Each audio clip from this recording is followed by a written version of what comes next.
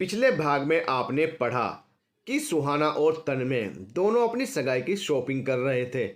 लेकिन तन्मय अपने लिए कुछ नहीं लेता।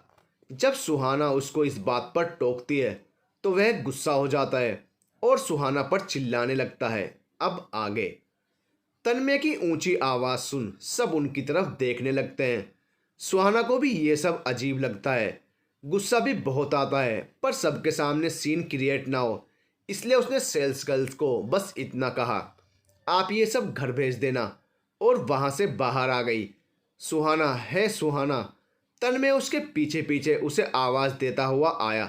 सुहाना listen, I am sorry, it's not okay. Tanmay, कब से देख रही हूँ जब भी तुम्हारे लिए कुछ लेना होता है तुम्हारा मूड ही सड़ जाता है। तन्मय, ओहो, तुम्हें पता है ना मुझे किसी चीज़ का शौक ही नहीं है। सुहाना, ठीक है फिर सगाई भी रहने दो। तन्मय, ओहो अच्छा, मूड मत बिगाड़ो अपना, चलो जैसा तुम कहती हो वैसी रिंग लेते हैं। सुहाना, नहीं छोड़ो अब। और वो चुपचाप गाड़ी में बैठ गई। उसका गुस्सा देख तन्मय भी चुपचाप गाड़ी स्टार्ट कर उसे छोड़ने चल दिया।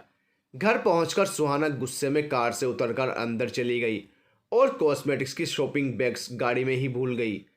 तन्मय ने उसे आवाज़ देनी चाहिए पर वो जा चुकी थी। फिर सारे बैग्स लेकर तन्मय भी उतरा और उसके पीछे चल दिया।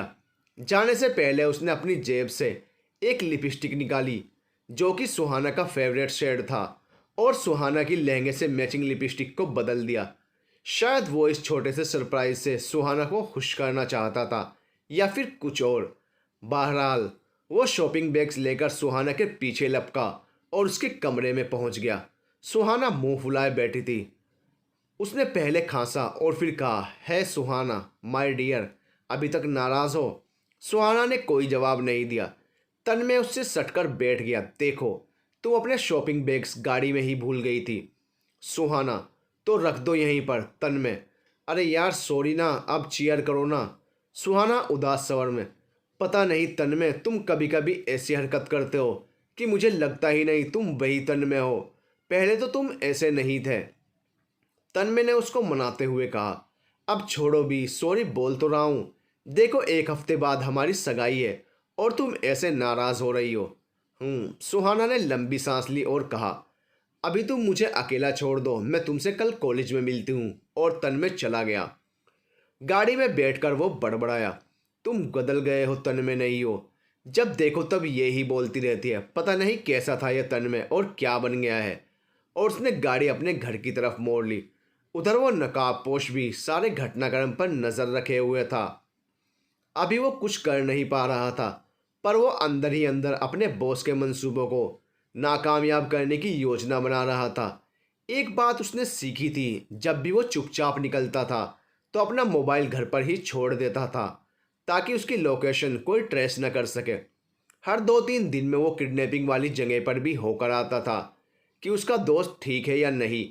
राहत की बात यह थी कि उन किडनैपर्स ने उसके दोस्त को कोई फिजिकल टॉर्चर नहीं किया था, इसलिए अभी तक उसने पुलिस को नहीं बताया था क्योंकि उसके पास उसके बॉस के खिलाफ कोई पुख्ता सबूत नहीं थे। और अभी अगर वो पुलिस को बताता तो उसका बॉस इतना चालाक था कि वो साफ बचकर निकल जाता। बाद में वो उन सब के लिए बहुत बड़ा खतरा बन सकता था। उसे इंतज़ार था कि उसका बॉस कोई गलती करे और वो उसे रंगे हाथों पकड़ सके। जब वो नकाबपोश अपने दोस्त को देखकर घर लौट कर आया तो उसका फ़ोन बज रहा था। उसके बॉस का फ़ोन था। उसने फ़ोन उठाया, हेलो, कहाँ थे तुम? कब से कॉल कर रहा हूँ, उधर से बॉस गरजा। नकाबपोश, वो फ़ोन चार्जिंग में था, घंटी सुनाई नहीं दी। बॉस, देखो, अगले हफ्ते सगाई है, सुहाना तुम्हें भी बुलाएगी पर तुम मत आना। मैं इसी दिन सुहाना का काम तमाम करने वाला हूँ और मैं नहीं चाहता तुम्हारी वजह से कोई गड़बड़ हो। नकाबपोश, पर बॉस, सुहाना दोस्त है मेरी, मैं उससे क्या कहूँगा? कोई भी बहाना बना देना। अगर तुम आए तो तुम जानते हो कि मैं क्या कर सकता हूँ। और फ़ोन कट गया। उसकी बात सुन वो नकाबपोश पसीने से सरोबार हो गया। अब उसे भी जो करना था जल्द से जल्द करना था। सुहाना और तन्मय की सगाई का दिन आ चुका था। सुबह से ही सुहाना के घर में गहमा गहमी का माहौल था। सुहाना के बंगले को सजाया जा रहा था। उसके पापा ने सारे शहर के फूल मंगा लिए थे। चारों तरफ भीनी भीनी सुगंध बिखरी हुई थी। सुहाना की खुशी उसके चेहरे से झलक रही थी। तकरीबन 11 बजे सुहाना का फ़ोन बजा। सुहाना ने फ़ोन उठाया और सामने वाले की बात सुनकर चौंक गई। क्या? तुम नहीं आ सकती? पर क्यों? अब मैं लास्ट मिनट दूसरी ब्यूटिशियन कहाँ से लाऊं? तुम्हें पता है ना आज मेरी सगाई है। कितना खास दिन है मेरे लिए। मैं कुछ नहीं जानती, तुम्हें आना ही होगा। पर दूसरी साइड से सॉरी मैम कहकर फ़ोन कट गया। इस बात से सुहाना का मूड एकदम से ख़राब हो गया। वो पैर पटकती हुई अपनी मम्मी के पास पहुंची। मॉम देखो ना, ब्यूटिशियन ने लास्ट मिनट कैंसिल कर दिया। अब मैं रेडी कैसे हो पाऊंगी? मॉम डोंट वरी, तुम खुद रेडी हो जाओ। तुम्हें तो कितना अच्छा मेकअप करना आता है, रोज़ तो करती हो। सुहाना ओहो मॉम, रोज़ में और आज में फ़र्क है। आज स्पेशल डे है तो मेकअप भी स्पेशल होना चाहिए ना।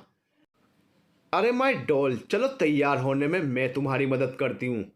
और वो दोनों सुहाना के कमरे की ओर जाने लगे कि तभी सुहाना के पापा ने किसी काम के लिए उसकी मम्मी को बुला लिया। सुहाना कुछ हताशा महसूस करने अपने कमरे में आ गई। वो समझ नहीं पा रही थी कि क्या करे। आफ्टर ऑल उसके लिए ये बहुत बड़ी बात थी। तभी कियारा का फ़ोन आ गया। है क्या चल रहा है babes of the day? Kiara ने चुहल की। सुहाना ने उदास होते हुए कहा, कुछ मत पूछो यार, मेरा मूड बहुत ख़राब है। तुम्हें पता है कि ब्यूटिशियन ने लास्ट मोमेंट पर बुकिंग कैंसिल कर दी। क्यारा बस इतनी सी बात और मुझे लगा पता नहीं कौन सी कयामत आ गई। डोंट वरी, मेरी कज़िन भी ब्यूटिशियन है, मैं उसे अपने साथ लेती आऊँगी। सुहाना खुश होते हुए, ओ क्यारा तू सच में बहुत अच्छी है। प्लीज़ अब तू बिना देरी किए जल्दी आ जा। 2 बज चुके थे जब कियारा अपनी कजिन महक के साथ सुहाना के घर पहुंची। कितनी देर कर दी तूने आने में? सुहाना थोड़े गुस्से में बोली। गुस्सा मत कर, सगाई है आज तेरी, रिंकल आ जाएंगे फेस पर। चिल कर चिल, अभी सब हो जाएगा। जा चेंज कर आ जल्दी। सुहाना चेंज करने चली गई। वापस आई तो कयामत ढा रही थी। डार्क मंजेंटा कलर का लहंगा उस पर खूब फब रहा था। इस रूप को देखकर आज तो तन में मर ही मिटेगा। कियारा ने उसकी तारीफ की तो सुहाना ब्लश करने लगी। फिर महक ने उसका मेकअप स्टार्ट किया। जब लिपस्टिक लगाने की बारी आई तो दी ज़रा लिपस्टिक देना, महक ने कियारा से कहा। कियारा बैग में ढूंढने लगी पर उसे नहीं मिली। कियारा अरे सुहाना लिपस्टिक कहाँ है, लाई नहीं क्या? सुहाना इसी में होगी, ध्यान से देख। और जब कियारा को लिपस्टिक नहीं मिली तो उसने पूरा कैरी बैग बेड पर खाली कर दिया, जिससे 2-3 चीज़ें नीचे गिर गई। कियारा ने वो सब चीज़ें उठा ली पर लिपस्टिक जो तन्मय ने बदल कर डाली थी वो लुढ़क कर बेड के नीचे चली गई और कियारा का उस पर ध्यान ही नहीं गया। कियारा इसमें नहीं है सुहाना। महक कोई नहीं दी, लिपस्टिक का बाद में देख लेंगे, पहले बाकी मेकअप कर देते हैं। और दोनों मिलकर उसे रेडी करने लगी। सब करते कराते 6:30 हो गए। सुहाना रेडी ही थी, बस लिपस्टिक रह गई थी। सुहाना आंटी से पूछती है अगर उनके पास मैचिंग शेड हो तो। और कियारा बाहर आ गई। तभी तन्मय भी आ गया और कियारा ने महक को भी बुला लिया। तन्मय अकेला ही आया था, उसका साथ उसके परिवार का कोई नहीं था। तो सुहाना के पापा ने उससे पूछा, बेटा तुम्हारी मम्मी वगैरह नहीं आए? जी अंकल, दरअसल वो परसों मामा जी को हार्ट अटैक आ गया था तो वो हॉस्पिटल में है, इसलिए वो फ्लाइट नहीं ले पाए। सुहाना के पापा अरे बेटा तुमने बताया क्यों नहीं, हम सगाई पोस्टपोन कर देते। तन्मय नहीं अंकल, मॉम ने कहा सब तैयारियां हो चुकी हैं तो अब सगाई मत टालो, शुभ नहीं होता। जैसी तुम्हारी मर्जी, सुहाना के पापा ने कहा। अब कैसे हैं तुम्हारे मामा? तन्मय जी अब स्टेबल हैं वो। पर तन्मय झूठ बोल रहा था। दरअसल उसके घर वालों ने कभी कोई टिकट्स बुक ही नहीं कराई थी और ना ही वो सगाई में आने वाले थे। उधर जब कियारा और महक काफ़ी देर तक नहीं आई तो सुहाना परेशान हो उन्हें देखने के लिए खड़ी होने लगी तो उसकी पायल उसके लहंगे में अटक गई। उसे ठीक करने के लिए जैसे ही वो झुकी तो उसे बेड के नीचे कुछ चमकता हुआ नजर आया। उसने हाथ बढ़ाकर उसे उठाया तो पाया यह उसका फेवरेट लिपस्टिक था। वो समझ गई कि यह तन्मय ने ही चेंज किया है। उसने जैसे ही उसे खोला और लगाने के लिए शीशे में नज़र डाली, उसे शीशे में एक परछाई दिखाई दी। उसने पीछे मुड़कर देखा तो कोई नहीं था। उठकर उसने बालकनी का दरवाज़ा खोला तो सामने वही नकाबपोश खड़ा था। नकाबपोश को देखकर मसूरी ट्रिप वाली घटना उसके दिमाग में कौंध गई। वह जोर से चिल्लाई और बेहोश हो गई। लिपस्टिक उसके हाथ में ही था। जो उसके बेहोश होने से नीचे गिर गया था। उसकी चीख सुनकर सब उसके कमरे की तरफ भागे। सुहाना को जमीन पर पड़ा देख सबसे पहले तन्मय उसकी तरफ भागा। उसने सुहाना के हाथ में वो लिपस्टिक देखी तो उसके होठों पर कुटिल मुस्कान छा गई। फिर उसका ध्यान सुहाना के होठों की तरफ गया और वो समझ गया कि सुहाना ने लिपस्टिक यूज नहीं किया है। वो मन मसोस कर रह गया, पर सबके बीच में वो कुछ नहीं कर सकता था। सुहाना के मुंह पर पानी की छींटें मारी गई, पर उसे होश नहीं आया। आनन फानन में डॉक्टर को बुलाया गया। डॉक्टर ने सुहाना को एग्जामिन किया और कहा कि उसका बीपी हाई है, सदमे में और कमजोरी की वजह से बेहोश हो गई है, इसे ड्रिप लगानी होगी। सुहाना ने सगाई की भाग दौड़ में सुबह से कुछ भी नहीं खाया था। उसकी मम्मी ने कहा, घबराइए नहीं, ड्रिप लगा दिए, सुबह तक होश आ जाएगा, अब उसे आराम करने दें, मैं सब लोगों को जाकर बताता हूँ, सुहाना के पापा ने कहा। तब तक बाकी मेहमान भी आ चुके थे। सुहाना के पापा ने सबको सुहाना के बारे में बताया। परिस्थिति की नाजुकता को देखते हुए सब चले गए। तन्मय बेटा, तुम भी जाकर आराम करो, जो होना था सो तो हो गया। जी अंकल, कहकर तन्मय भी वहां से चला गया। तन्मय अपनी गाड़ी तक पहुंचा और उसने गाड़ी के बोनट पर जोर से मुक्का मारा। पता नहीं कौन सा अमृत पीकर आई है ये सुहाना, बार बार बच जाती है। पहले मसूरी में मेरा आदमी उसे मार नहीं पाया और आज यहाँ इतना अच्छा प्लान बनाया था। एक जरा सी लिपस्टिक लगा लेती तो सारा किस्सा ही खत्म हो जाता, पर इसका किस्सा तो मैं आज हर हाल में ख़त्म करके रहूँगा। और तन्मय ने गाड़ी स्टार्ट की और वहाँ से निकल गया। वो नकाबपोश जो अभी तक वहीं छुपा हुआ था, चुपके चुपके तन्मय की सारी हरकतें देख रहा था। उसे जाता देख नकाबपोश ने उसका पीछा किया। वो समझ गया था कि तन्मय के इरादे खतरनाक हैं, पर वो खुश था कि ये सगाई नहीं हुई और सुहाना भी अभी तक सही सलामत है। तन्मय ने तेजी से कार चलाई और अपने घर पहुंच गया। वो गुस्से में भुनभुना रहा था। घर पहुंचकर वो गुस्से में इधर उधर चक्कर काटने लगा। गुस्से में ही उसने अपनी मुट्ठियां भींची हुई थी और वो बुरी तरह बौखलाया हुआ था। फिर वो हॉल ही में एक तरफ बने कपबोर्ड के पास पहुंचा। उसे खोल उसने एक शराब की बोतल निकाली, वहीं रखे कांच के गिलास को सीधा किया, उसमें शराब उड़ेली और कुछ बर्फ के टुकड़े डालकर एक सांस में गटक गया। एक के बाद एक उसने 4 पेग बनाए और पी डाले। फिर उसने कुछ सोचा और किसी को कॉल करने लगा। वो नकाबपोश उसकी खिड़की के पास चुपचाप खड़ा हो सब देख रहा था। वो वहीं खड़ा हो उसकी बातें सुनने की कोशिश करने लगा। तन्मय, हेलो, हाँ सुनो, जाओ जाकर लड़की को उठा लाओ, मैं तुम्हें उसके घर का पता भेज रहा हूँ और फोटो भी। आधी रात के बाद जाना और बेहोश करके लाना, मुझे जंगल वाले अड्डे पर मिलना। ये कॉल तन्मय ने अपने आदमियों को किया था। नकाबपोश के कानों में उसकी बातें पड़ी। नकाबपोश समझ गया वो सुहाना की बात कर रहा है, पर जंगल वाला अड्डा उसे मालूम नहीं था। पहले उसके आदमियों ने एयरपोर्ट वाले किडनैपिंग के बाद उस व्यक्ति को कहीं और रखा था। नकाबपोश ने वहीं खड़े खड़े सोचा कि वो पहले तन्मय का पीछा करेगा ताकि उस अड्डे का पता कर सके। अपने आदमियों को कॉल कर सब समझाने के बाद तन्मय अपने कमरे में चला गया। वहां से थोड़ी देर बाद वो बाहर आया। उसने अपने कपड़े बदल लिए थे, ब्लैक जैकेट, ब्लैक ट्राउजर और सिर पर ब्लैक हैट पहना था। पैरों में ब्लैक बूट्स और चेहरे पर नकाब भी ब्लैक। उसके हाथ में एक धारदार चाकू था जिसे उसने अलट पलट कर देखा। फिर उसके कवर में उसको रखकर अपनी जैकेट के अंदर की तरफ जेब में रख लिया। फिर उसने हॉल में एक तरफ बने दराज में से एक पिस्तौल निकाली, उसे खोला, उसमें गोलियां डाली। गोलियां डालने के बाद उसे फिल्मी स्टाइल में घुमाया, फिर बंद कर दिया और जोर जोर से हंसने लगा और बड़बड़ाने लगा। आज तू नहीं बचेगी, मेरा इंतकाम पूरा होगा, आज तू इस पार या उस पार, हा हा हा। अब वो और भी ज्यादा खतरनाक लग रहा था। उसकी यह हरकत देख नकाबपोश भी एक पल को बुरी तरह घबरा गया और पसीने से लथपथ हो गया। फिर उसने एक लंबी सांस ली और खुद को संभाला। फिर उसने वापस मुड़कर हॉल में देखा। तन्मय घर से बाहर निकल रहा था। वो बाहर आया, गाड़ी निकाली और तेजी से निकल गया। उस नकाबपोश ने भी अपनी गाड़ी उसके पीछे लगा दी। तन्मय एक सुनसान रास्ते पर पहुंच गया जहां गाड़ियों की आवाजाही अपेक्षाकृत कम थी। उस रास्ते से जंगल की तरफ एक रास्ता कटता था। उसने उसी तरफ गाड़ी मोड़ दी।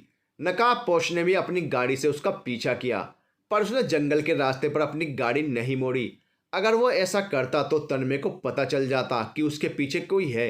इसलिए नकाबपोश ने सड़क पार कर दूसरी तरफ झाड़ियों में अपनी गाड़ी छुपा दी और फिर वापस आ झाड़ियों में छुपते छुपाते आगे बढ़ चला।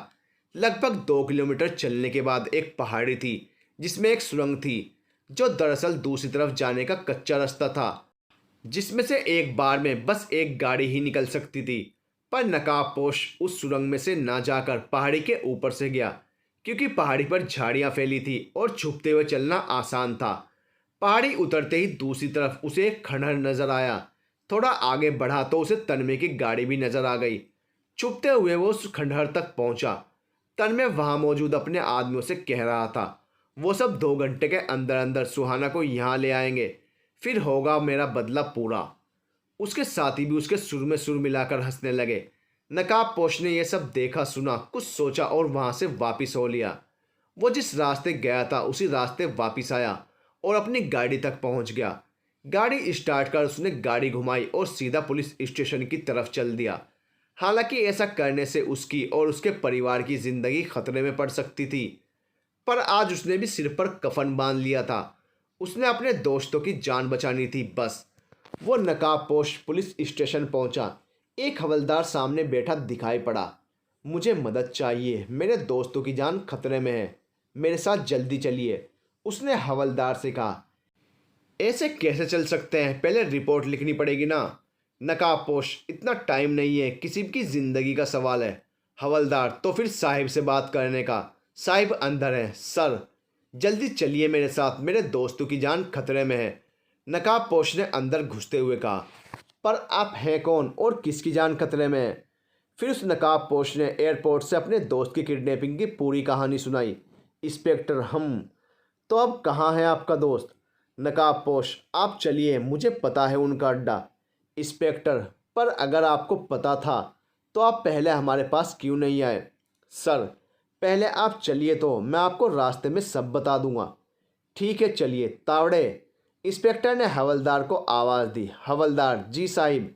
इंस्पेक्टर ने हवलदार को ऑर्डर दिया, जीप निकालो और हमारे पीछे आओ। इंस्पेक्टर नकाबपोश से, आइए आप आगे चलिए और वो जगह बताइए, मैं भी आपकी गाड़ी में चलता हूँ। और सब लोग निकल गए। इंस्पेक्टर, हाँ तो आप बताइए अब। सर, दरअसल मैं उस किडनैपर के लिए ही काम कर रहा था। कुछ मैं उसके एहसानों तले दबा था और कुछ उसकी धमकी ने मुझे डरा दिया था। पर आज मुझे हर हाल में 2 मासूम जिंदगियों को बचाना है। और फिर उस नकाबपोश ने सुहाना के बारे में भी सब बता दिया। कुछ देर में वो उस जगह पहुंच गए जहां नकाबपोश के दोस्त को रखा गया था। पहुंचते ही पुलिस ने ब्लूटूथ डिवाइस कनेक्ट कर लिए और दबे पांव उस जगह को घेर लिया। अंदर किडनैपर, जो कि 6 आदमी थे। चलो, इसे जंगल वाले अड्डे पर ले चलना है, बॉस का ऑर्डर है। ठीक है, बोलकर दूसरे आदमी ने उसके हाथ पैर खोल दिए और आंखों पर पट्टी बांध दी। क्या कर रहे हो तुम? देखो, मुझे छोड़ दो, नहीं तो एक एक को देख लूँगा, वो किडनैप हुआ आदमी बोला। छोटिया, बहुत बकबक कर रहा है ये, मुंह बंद कर इसका। और उसके मुंह पर भी पट्टी बांध दी गई। बाहर इंस्पेक्टर ने अपनी टीम को कहा, जैसे ही वो बाहर आए उन पर अटैक करना है, पर ध्यान रहे उस आदमी को गोली ना लगे।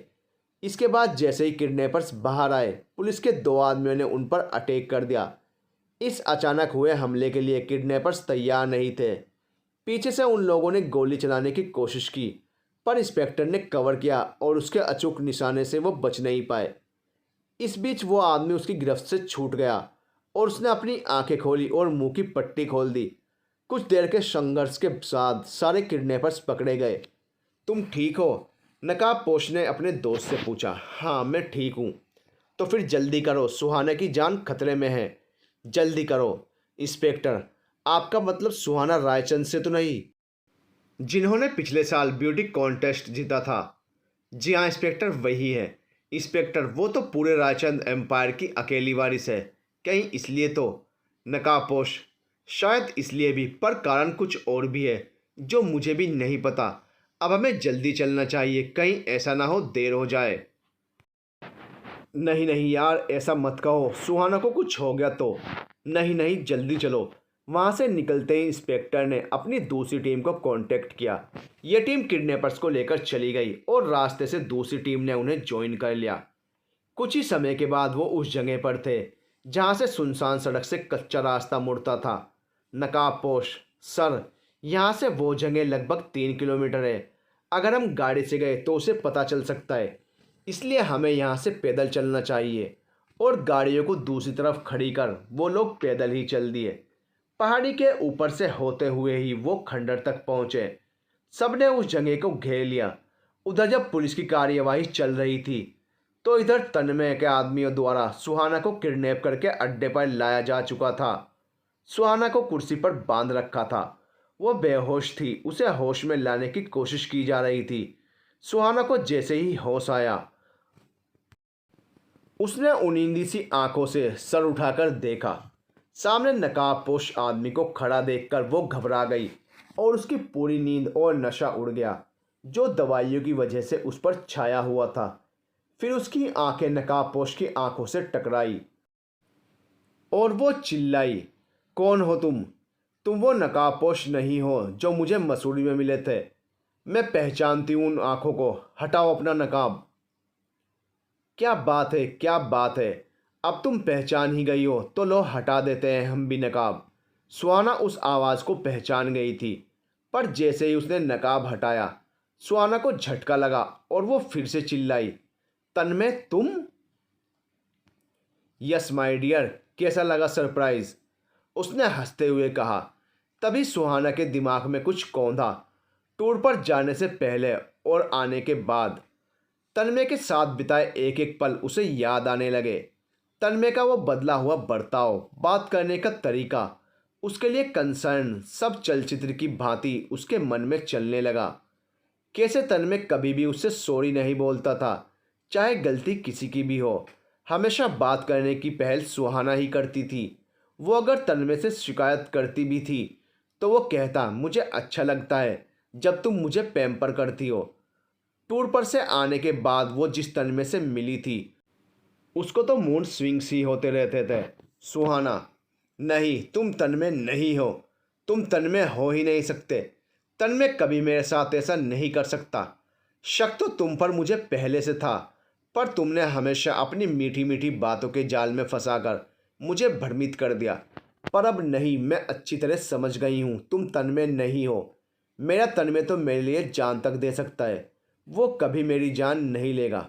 वाह वाह वाह, किडनैपर तालियां बजाते हुए बोला और फिर जोर से हंसा। हा हा हा, भाई मानना पड़ेगा, तुमने यूं ही ब्यूटी ऑफ द ईयर का खिताब नहीं जीता। तुम्हारे पास तो ब्रेन भी है। I must say you are beauty with brain. Kidnapper उसके ऊपर झुकते हुए बोला। दूर हटो मुझसे, कौन हो तुम? क्या चाहते हो मुझसे? सुहाना ने चिल्लाते हुए कहा। किडनैपर 2 कदम पीछे हट गया। फिर उसने अपने चेहरे से तन्मय के चेहरे का मुखौटा उतार दिया और अपनी असली शक्ल में आ गया। एक काला भद्दा चेहरा जो पूरा का पूरा दागों से भरा पड़ा था, जिसे देख सुहाना की चीख निकल गई। फिर वो बोला। अब की बार उसने अपनी आवाज़ में कहा, क्योंकि अब तक तो वो तन्मय की आवाज़ की मिमिक्री कर रहा था। हेलो सुहाना, मेरा नाम है किशोर। तब तक इंस्पेक्टर, वो नकाबपोश और उसका दोस्त भी आ चुके थे। उन्होंने उस जगह को घेर लिया और सही मौके पर इंतज़ार कर उसकी बातें सुनने लगे। नकाबपोश ने इंस्पेक्टर के फ़ोन से उसकी बातें रिकॉर्ड करनी शुरू कर दी। मैं तुम्हें नहीं जानती, क्यों मारना चाहते हो मुझे तुम? सुहाना ने अचंभित होकर पूछा।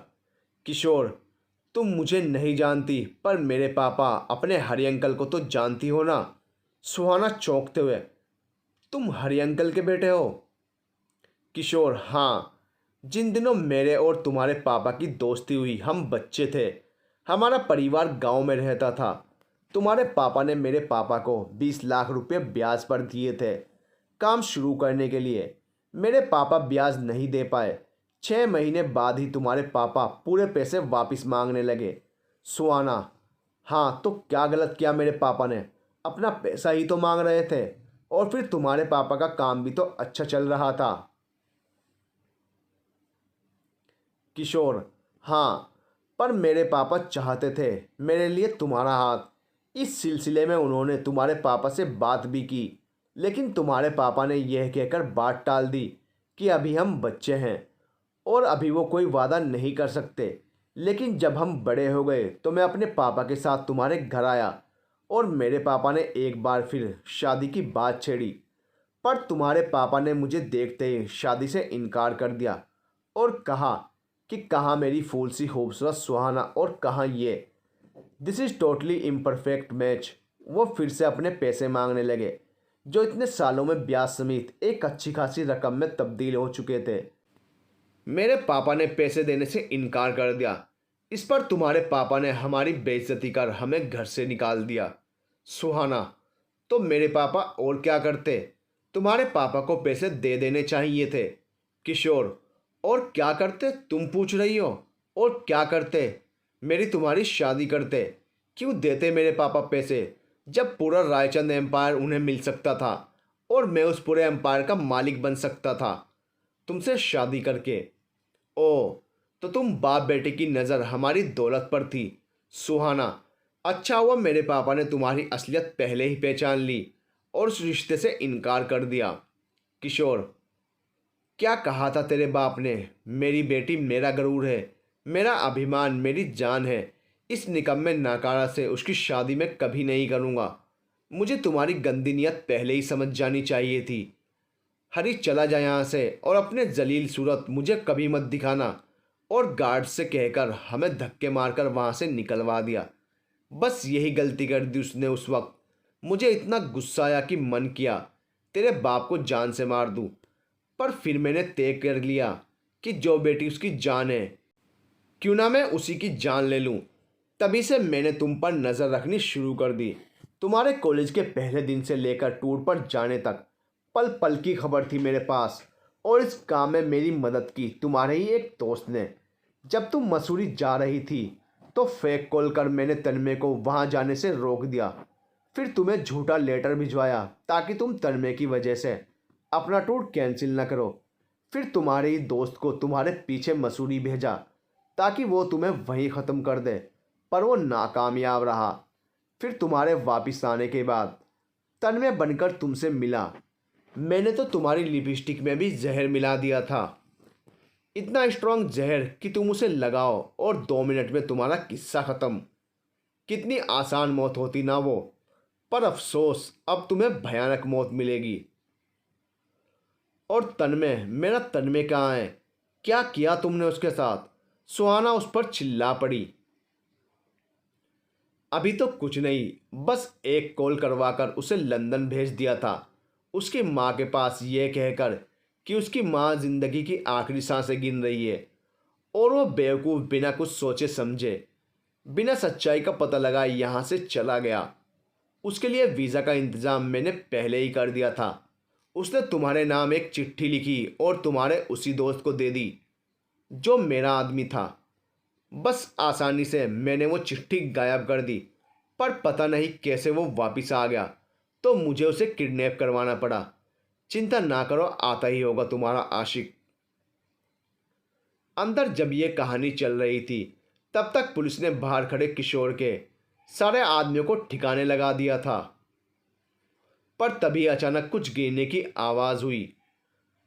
आवाज़ सुन किशोर समझ गया कुछ गड़बड़ है। उसने पिस्तौल निकाली और सुहाना की तरफ का ट्रिगर दबाया ही था कि तन्मय ने उसके हाथ में लात मार दी और वो नकाबपोश जो मसूरी में था सुहाना की तरफ भागा। तब तक गोली चल चुकी थी जो नकाबपोश के हाथ को छूते हुए निकल गई और उसके हाथ से खून फूट पड़ा। नकाबपोश सुहाना के हाथ खोलने लगा। सुहाना ने उसकी आंखों में देखा और बोल पड़ी, तुम तो वही हो ना जो मसूरी में भी थे? हाँ सुहाना। और यह कहकर नकाबपोश ने अपना नकाब हटा दिया। विराज, तुम थे वो? तुम ठीक हो? देखो खून बह रहा है तुम्हारे हाथ से, सुहाना ने आश्चर्य से कहा। कुछ नहीं सुहाना, गोली बस छू के निकली है। हाँ, वो मैं ही था। मैं हमेशा तुम्हें आगाह करना चाहता था कि तुम्हारी जान को खतरा है, पर तुम हमेशा मुझे देखकर डर जाती थी। मुझे माफ़ करना सुहाना, मैं तुम्हें सामने से आकर कुछ नहीं बता सकता था, क्योंकि इस किशोर ने मुझे धमकी दी थी कि ये गांव में मेरे परिवार को बर्बाद कर देगा और जान से मार देगा। इसका और मेरा परिवार एक ही गांव में रहते हैं। मेरे बाबूजी ने इसके पिता के पास घर और ज़मीन गिरवी रखकर उधार लिया था। बस यही मेरी मजबूरी थी। तुम माफ़ी मत मांगो विराज। अगर तुम ना होते तो सुहाना जिंदा नहीं होती, और अगर तुम मुझे सारी सच्चाई बताकर लंदन से यहाँ नहीं बुलाते तो मैं भी अपनी सुहाना के लिए कुछ नहीं कर पाता। पीछे से तन्मय ने कहा। किशोर अब पुलिस की गिरफ्त में था। हवलदार, ले चलो इसे, इंस्पेक्टर ने कहा। सुहाना, मैं वापिस आऊँगा, तुम्हें जिंदा नहीं छोड़ूंगा। और यह कहकर किशोर पास खड़ी उसकी पिस्तौल की तरफ लपका। उसने पिस्तौल उठा सुहाना की तरफ गोली चलाई, पर तभी इंस्पेक्टर ने उस पर गोलियां चला दी और किशोर वहीं पर ढेर हो गया। ये देख सुहाना घबराकर तन्मय के सीने में छुप गई। पुलिस की गोली चलने से किशोर का निशाना चूक गया और गोली सुहाना के पास से गुजरते हुए पीछे दीवार में जा लगी। Mister Viraj, thank you so much. आपकी वजह से आज 2 जिंदगियां बच गई, इंस्पेक्टर ने कहा। मेरे दोस्त बच गए, इससे बढ़कर मेरे लिए कुछ भी नहीं। और तन्मय और सुहाना दोनों ने विराज को गले लगा लिया। सारी बातें अब तक सुहाना के पेरेंट्स को भी पता चल चुकी थी। वो भी वहां आ चुके थे। दोनों ने विराज और तन्मय की खूब तारीफ की। कुछ समय बाद तन्मय और सुहाना की एक शानदार समारोह में सगाई हो गई। अब की बार तन्मय के घर वाले भी शामिल हुए और धूमधाम से दोनों की सगाई हो गई। दोस्तों, तन्मय और सुहाना की थ्रिलर से भरपूर लव स्टोरी आपको कैसी लगी, कमेंट सेक्शन में ज़रूर बताएं। वीडियो को लाइक और शेयर करें और चैनल को सब्सक्राइब करना ना भूलें। ऐसे ही हमें प्यार देते रहिए ताकि हम ऐसी मज़ेदार कहानियाँ सुनाकर आपका मनोरंजन करते रहें। मिलते हैं अगली मज़ेदार वीडियो में। तब तक के लिए बाय बाय।